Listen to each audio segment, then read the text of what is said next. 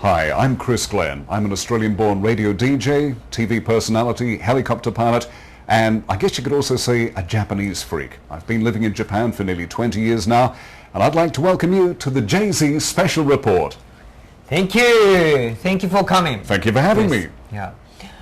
Today, I want to introduce Chris Glenn. He's very famous in Nagoya and Tokai area. Yeah. Wow. Why is that? I don't know. I don't know either.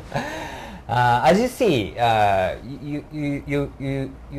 you saw he's wearing Japanese katsu. Japanese armor, yes. Yeah, Japanese. I don't know how to say in English. Katsu. Armor. Armor. Yeah, yes. Japanese armor. And he loves Japan so much. So today, I want to ask you.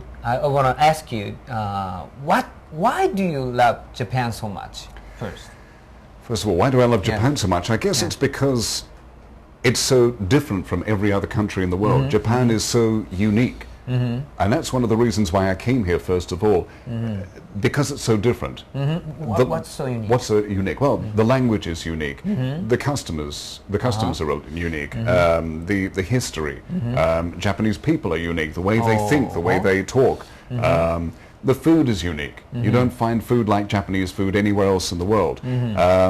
Everything is so different. And I think one of the good things about living in Japan is that even now, after nearly 20 years here, every day you can learn something new. Wow. A new word, a new kanji, Japanese writing.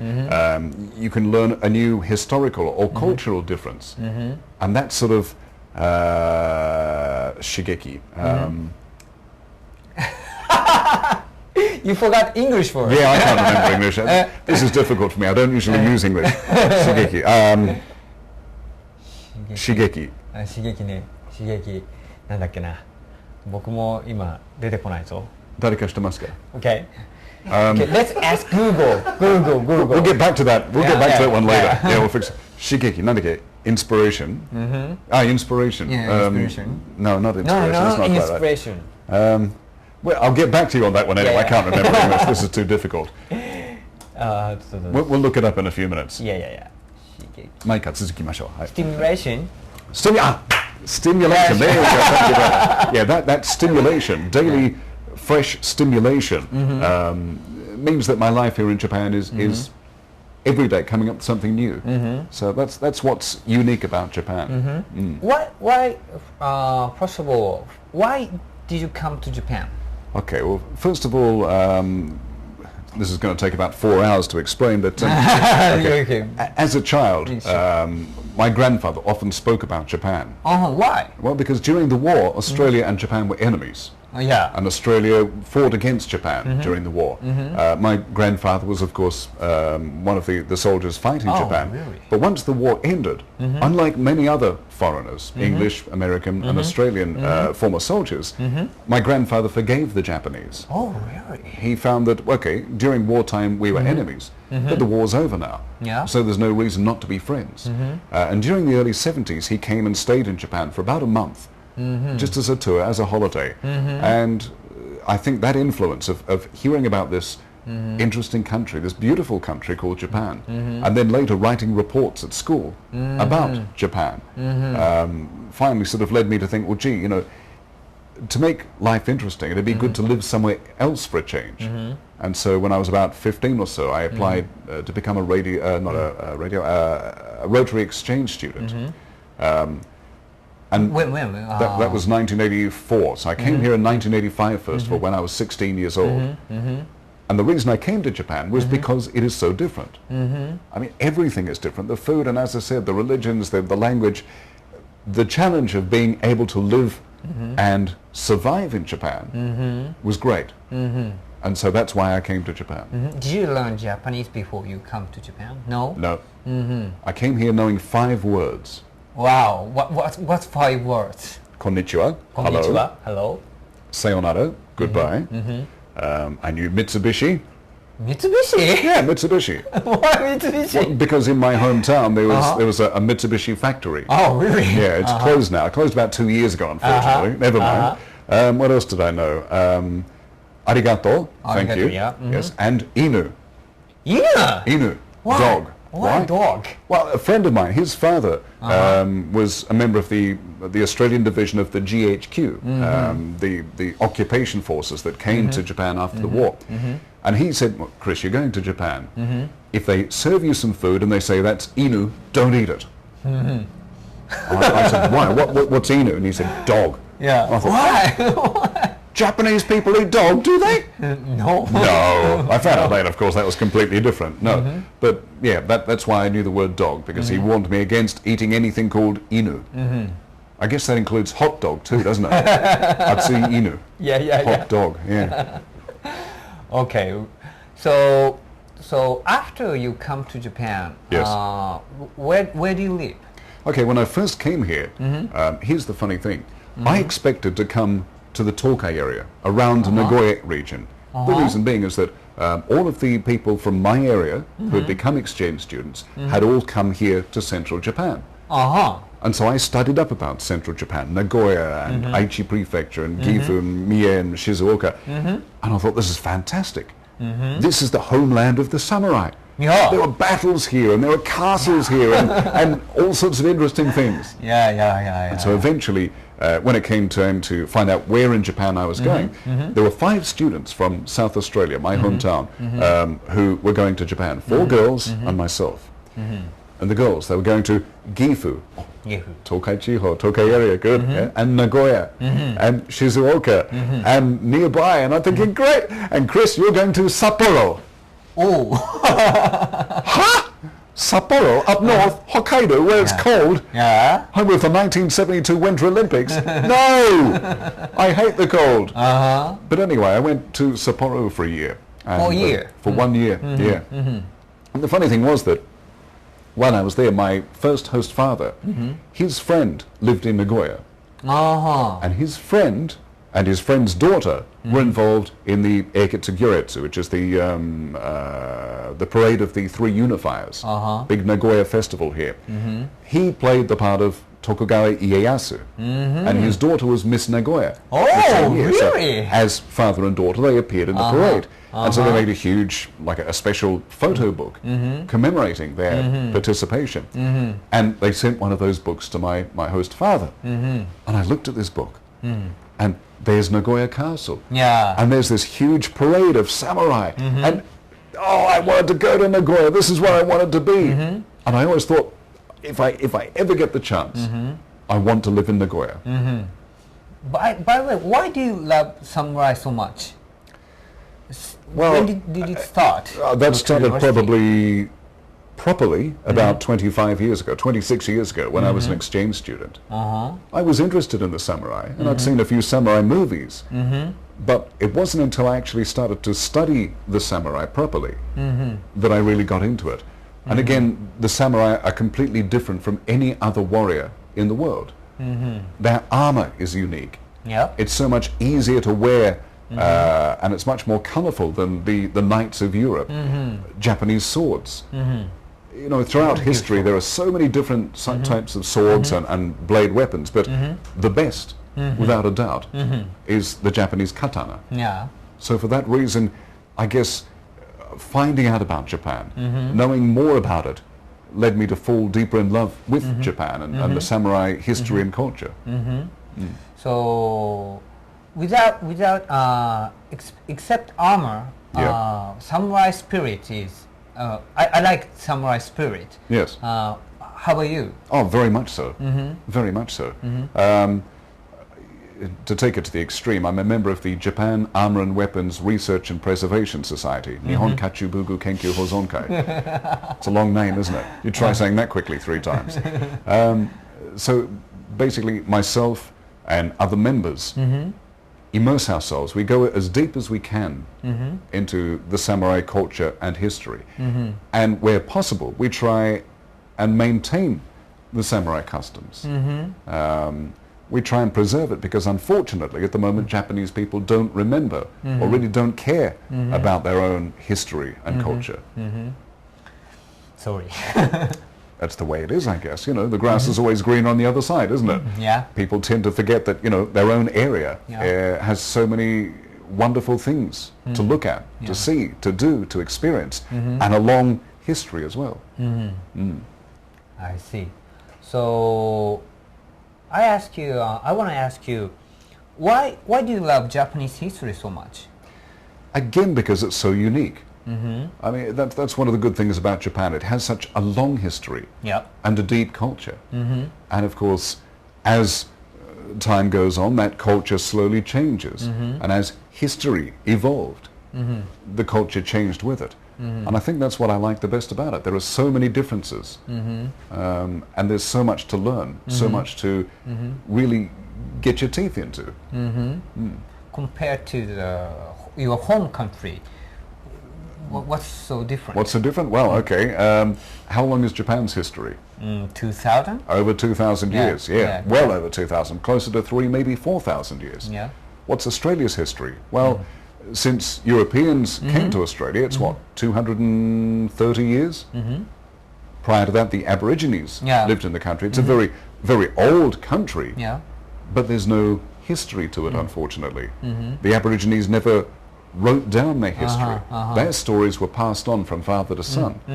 And of course that changed over the years, and there's nothing written down that we know that is concrete. I see. Australia, it's a very, very old land, but it has no history as such. Whereas Japan, it's a very old country with a very long history. I see. So about Japanese history, what's your favorite character, hero? Our favorite hero from Japanese history would have to be Miyamoto Musashi. Oh, do you know? Do you know? Yeah, I know. That's good. I'm Japanese. Yes, you're Japanese, but not all Japanese know about Musashi. That's a big problem as well. Gorin no Sho, that's the book that Musashi wrote. The Book of Five Rings that's been translated into English as.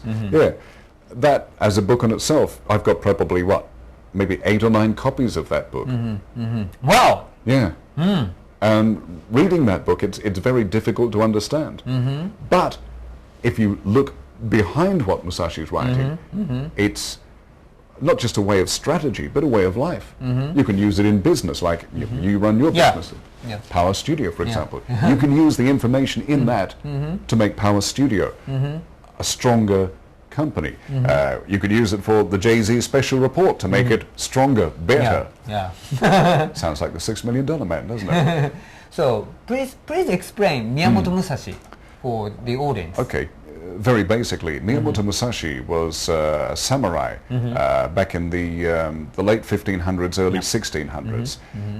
He started off at the age of 17 participating in the Battle of Sekigahara, which was the largest samurai battle ever. Following that, Japan went into 250 years of peace. The first 20, 30 years, he was a masterless samurai. He roamed the country, developed his own sword fighting style, and took on over 60 opponents and took part in over 30 battles in which he came through unscathed. His system was called the two-hand style. Basically, samurai carried 2 swords. They carried the main sword, the katana, and they carried a companion sword called the wakizashi. Now, the samurai always fought with only 1 sword but 2 hands. Musashi realized that there was another sword in his belt, and so he developed the 2-sword style, also known as the nitoryu. It's actually like this. It's He knows better than I. And in fact, that initiator of the 2-sword style, known as the Enmeiryu, was started here in Nagoya. Oh, really? Enmeiryu. Enmeiryu, and it still exists here in Nagoya. Can I learn it? If you want to. Oh. Are you interested? Yeah. Okay, well, anybody can learn it, I believe. I think as long as you have the passion, and I believe if you've got enough time, and of course the willingness, you've got to really stick to these sort of things. You can't just go along 1 or 2 times and say, all right, I've learned everything. That's not the case. There will always be somebody coming up behind you who wants to learn more, who's going to study harder, and wants to perhaps take you on, and there's so much more to learn, which is good. I see. So, okay. Why do you like Miyamoto Musashi so much? I think because he led an interesting life. There's a number of, I like to think there's a number of similarities between Musashi and myself. For example, he was born in Sarudoshi, Year of the Monkey. I was born in Sarudoshi. Oh, really? Yeah. He was very interested in Japanese swords and swordsmanship. I'm very interested in swords and swordsmanship. Yeah. Musashi also painted pictures. Yeah. I like to paint pictures. Musashi made sculptures and things like that. I like to do that sort of thing. Musashi went around the country trying to better himself. And I think that's what I'm trying to do, better myself by always coming up with new challenges and things to do. I think the other big difference is that Musashi was very successful, whereas I'm just a useless bum, but there you go. I see. Okay, let's talk about Tokai area. Okay, Tokai area. Yeah, Tokai area. Okay, I know now why you come to Nagoya. Yes. Because you love samurai so much. That's right. Yes. And what keeps you attracting? What keeps me interested? Yeah. That's right. I guess, as I said before, there is still so much to learn. If I learn this much, Tokyo, not Kyoto. Why Nagoya? Because this was the heartland of the samurai. Kyoto's a beautiful city, without a doubt, and there's a lot of history there. I'm going, 2,000 and maybe 20 years of history. It's fantastic. Yeah. Yeah, that's right. It'd be nice to live there, but I think you'd probably get bored with it rather quickly. Everything would become too usual. And so it's better to live in Nagoya and go to Kyoto and experience Kyoto that way, rather than live there. Again, with living in the Tokai area, whatever you learn, there's always going to be so much more to learn, and you can keep going deeper. As I said before, if you learn this much, then you'll find out that there's this much to learn. And once you've learned this much, you find out there's this much to learn. And when you've learned this much, you'll find out there's this much to learn. It's just never ending. It keeps getting deeper and deeper. And that sort of stimulation is great. It's good. It's the challenge, and that's what I like. I don't know. I know in history, this area is the home of samurai. Yes. But now, this age, only Nagoya Castle, Inuyama Castle. Well, there's Kiyosu Castle. Yeah, okay, Kiyosu Castle. And lots of other small castles around this area. Yeah. Unfortunately, yes, Nagoya doesn't have a great deal that you can see if you come here straight away. But once you start to dig a little bit deeper, you'll find more. Some of the biggest battles in samurai history were all fought around this area. Yeah. Nagakute. Yeah. That was a huge battle. Yeah. Parts of the battle site still remain. As I said before, Sekigahara, that's only 50 kilometers up the road. Nagashino, Okihazama, all of those major battles that really shaped modern Japan were fought around this area. Yeah. And they featured most of the heroes of this area. Okay, unfortunately, as you said, there's not a great deal left. Nagoya was pretty much destroyed during the Second World War. Yeah, that's right. The American aircraft firebombed most of the city and destroyed a lot of it. There's not much left. But there is still a lot to see and find. An example for, Kiyosu Castle. Have you been to Kiyosu Castle? Yeah, okay. Only once. Only once. If you want to see Kiyosu Castle, you actually have to go to 3 locations. 3 locations? Yeah. Okay, where Kiyosu Castle now stands is a recreation, which was made, I think, around about 1989. They rebuilt the castle. But if you cross the bridge and over the river from where the castle now stands, there's a large park. Large park. That park was the actual site of Kiyosu Castle. Not where it is now, on the other side of the river. But in 1600, just after the Battle of Sekigahara, and in 1601, Tokugawa Ieyasu decided to build another major castle, and that was Nagoya Castle that stands today. What he did was he made a rule. In each particular area, or han as they were called, you were only allowed to have 1 castle remaining. And so in this area that had lots of castles, that's it, they demolished all of the castles. They used a lot of the stonework to use in the stonework for Nagoya Castle. A lot of the wood and buildings were taken from those castles and brought to Nagoya. The actual main tower, the keep of Kyoso Castle, was carried to Nagoya, and it was put on the northwest corner as a major turret. Do you know where the Western Hotel is now? No. Western Hotel in yeah. Nagoya Castle Hotel. Yeah, okay. And there's the moat, and there's a yagura, Yeah. a turret on the corner there. That still remains from the old days. That was the keep of Kyoso Castle. Oh, really? That's the original keep.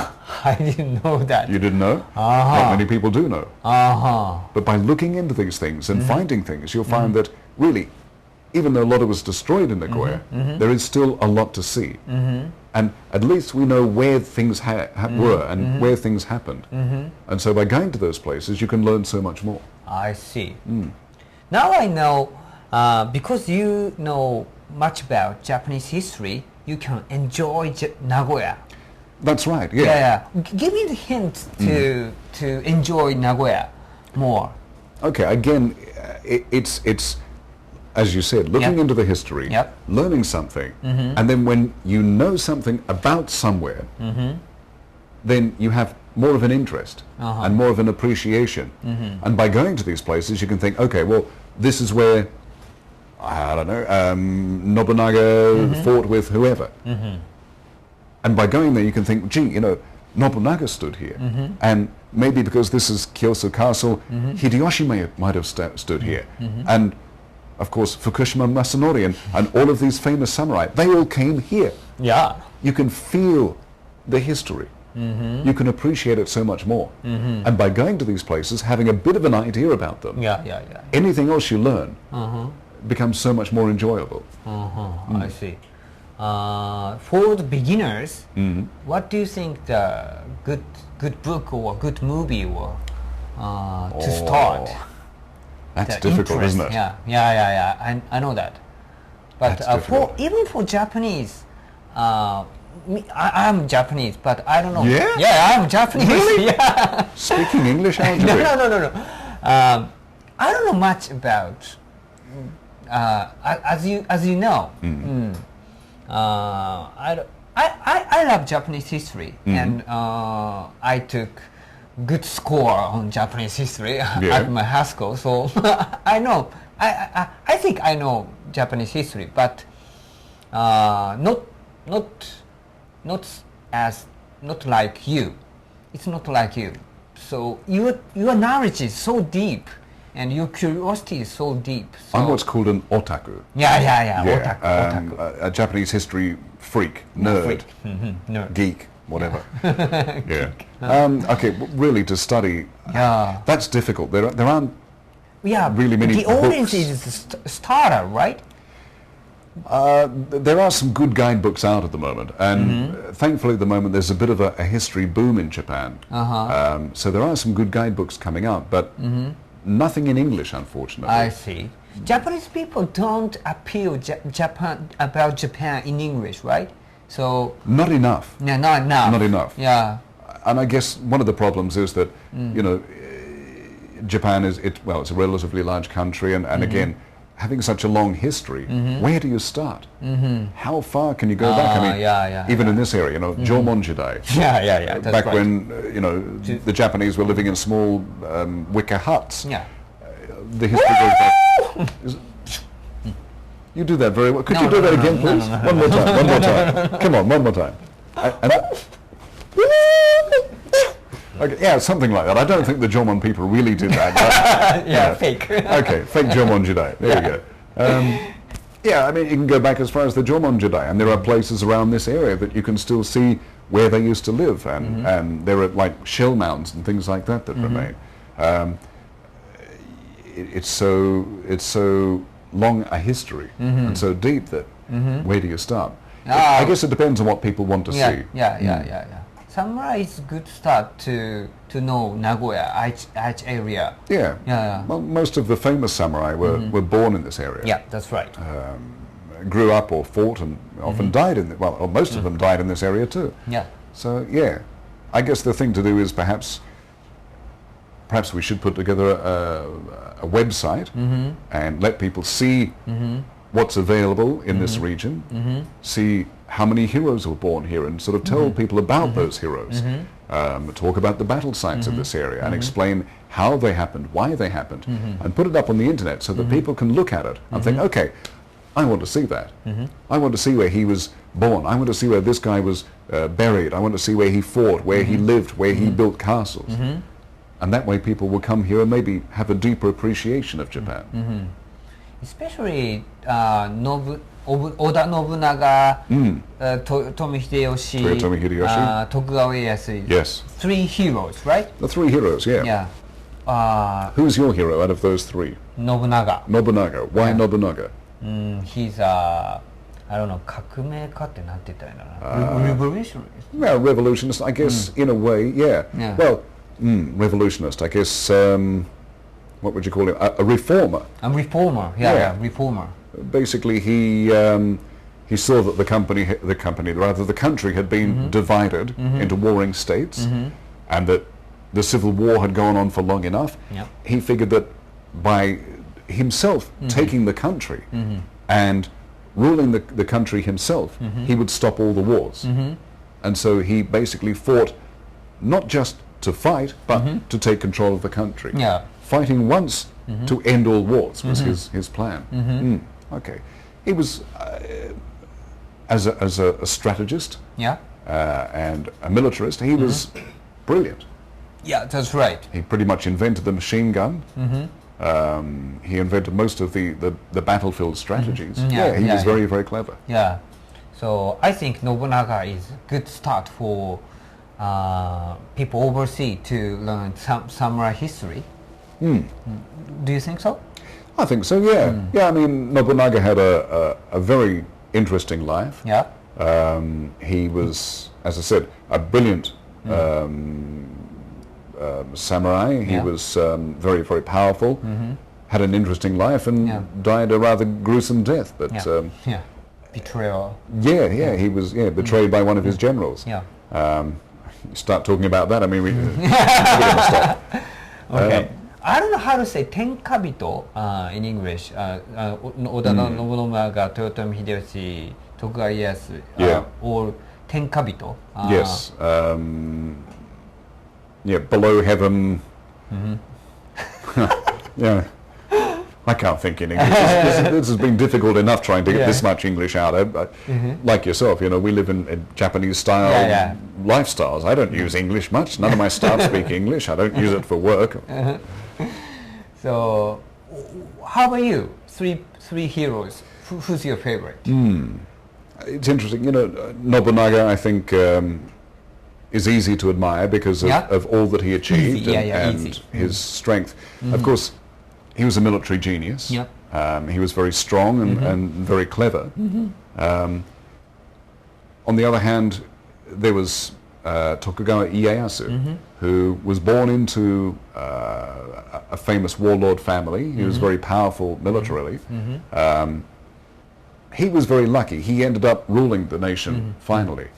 But in between Tokugawa Ieyasu and Oda Nobunaga was Toyotomi Hideyoshi. Now, Hideyoshi started off as a very low-ranked samurai. That's right. Just a sandal bearer. Yeah, I don't know, 百姓だよね. Yeah, and basically he was physically very, very small and very weak, but he had great intelligence.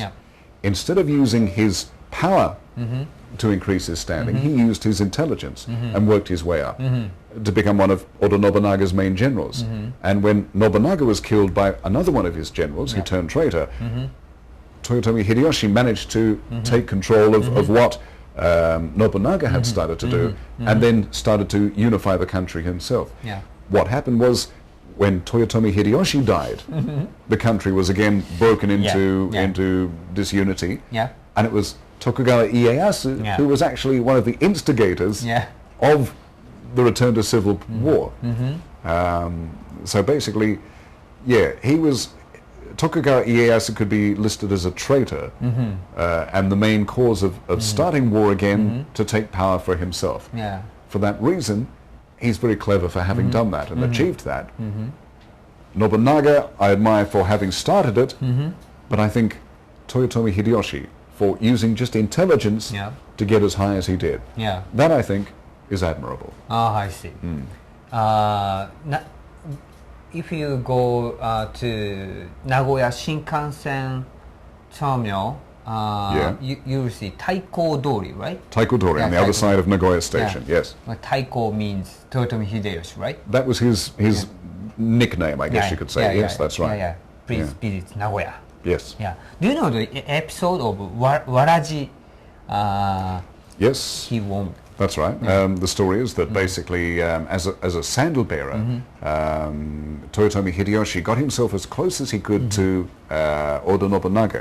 And one cold morning, he put his lord's, or Nobunaga's, sandals inside his kimono to warm them up. And of course, when Nobunaga came out of his house, for want of a better word, in the morning, Toyotomi Hideyoshi took those warmed up sandals out, put them down on the floor for him, so that Nobunaga's feet wouldn't get cold.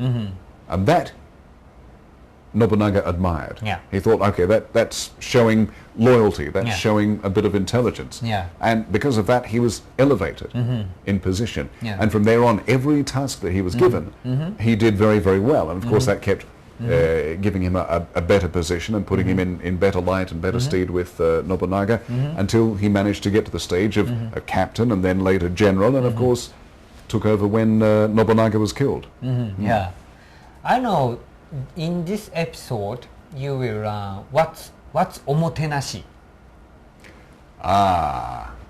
So many people who come to Japan say, yeah, every service is so good or something like that, you know. Yes. And I think it's from omotenashi spirit. It could well be. Yeah. I tend to agree. I mean, Japan has always been a very polite society. Yeah. It's always been very regimented in its rules, and that I think also remains from the samurai period. You know, during the Edo period and Sengoku Jidai as well, the period of civil war, Japan even then, I think, had quite a lot of pride in its manners and the way that people treated each other. So yeah, I guess that still exists from those days. Yeah, thank you. So to the audience of Japan's Genuine Regional Guide, finally, please tell them why they should come to Nagoya and Tokai area. Oh, that's easy. As I said before, basically, Nagoya has a very long history. It has a very deep culture. It's the home of the samurai. This is where all of the samurai battles, all of the samurai workings took place. This is the heartland of Japan. And that's why you should come here to Nagoya soon. Yeah. Thank you very much. Thank you. Thank you. What do we do now? Okay. So, let's enjoy Japanese regional guide. Thank you very much. Thank you for watching. Thank you. Yeah. Bye. Thank you. ありがとう。お疲れ様でした。